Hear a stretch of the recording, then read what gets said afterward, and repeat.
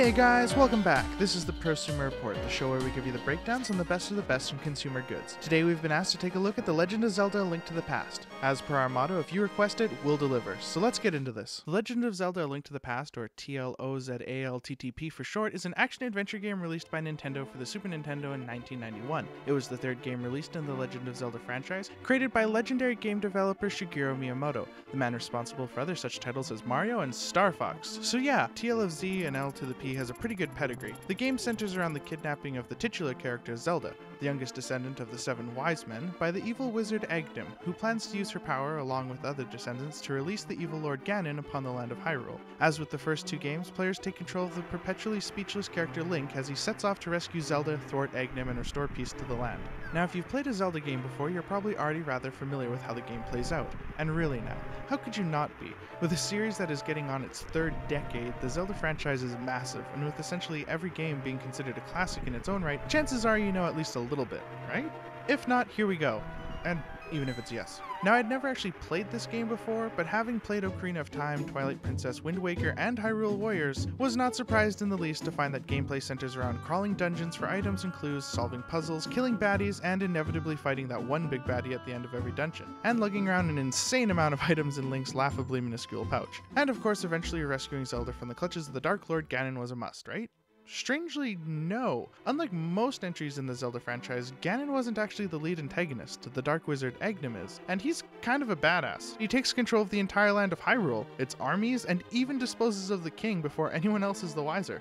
Now let's take a moment to discuss the gameplay. Apparently, due to the boost in processing power and graphical capabilities of the Super Nintendo compared to the NES, Miyamoto and company were able to radically expand an L to the P's mechanics, which truly sets the bar for innovation. Adding into the Zelda universe the Dark World system, a separate dimension layered over top of the regular world that must be entered to complete certain components of the game, Link's ability to shift forms into a rather cute little bunny boy,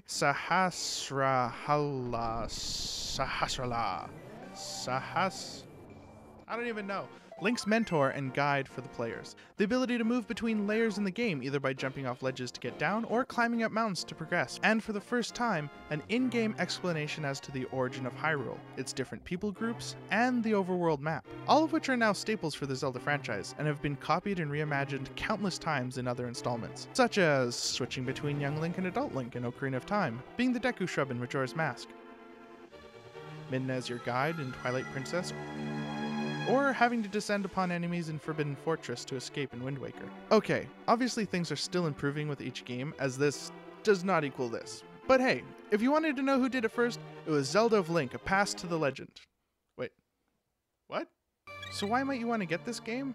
As in, why might you, yes you, want to go buy it and actually spend the man-hours playing it? First off, it's a lot easier to get a hold of these days thanks to virtual consoles in the Wii, 3DS, and Wii U. So no more tracking down a Super Nintendo, the game, a working controller, and then dealing with the mess of getting it all hooked up, and then fabbing about trying to get the blasted thing working. Yeah, just take the cartridge out and blow on it. Just blow on it. Blow on it. Or blow in it?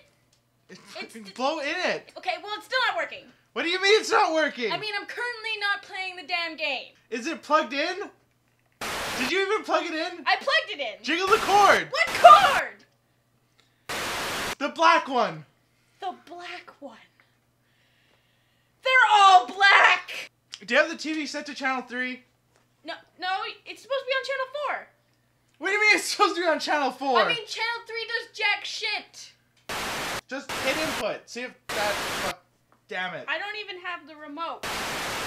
Thankfully, now you can just download it and play in glorious clarity on virtually anything you want. And even better than that, it's a fully finished game. And this is taken for granted way too often these days. What with the never-ending echelon of early access and beta games, Link of the Z to the P Legend is actually a completed game. No bugs, all levels available upon download, and it has a fantastic art aesthetic, and a proven gameplay formula that has already stood the test of time. So at least for me, the 14 hours I spent saving Hyrule from tyranny was well worth it. The puzzles are challenging but satisfying, the story is captivating, and I never once felt bored with the game, which is rare these days. With so many indie games and pixel art side-scrollers flooding the market, I kind of forgot what it was like to play a game from start to finish where nothing bugged out on me, or where the game wasn't pushing ads in my face and telling me to update, hoping that they'd magically be able to fix all the mess that their game was in.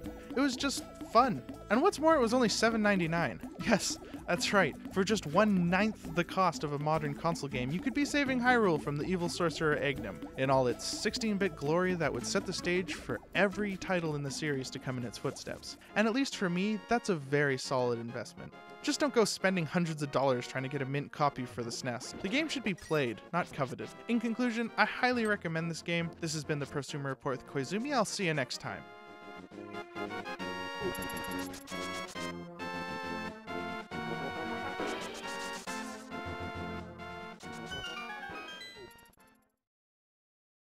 Sahasrahala. Sahasralaha. Sahasrahala.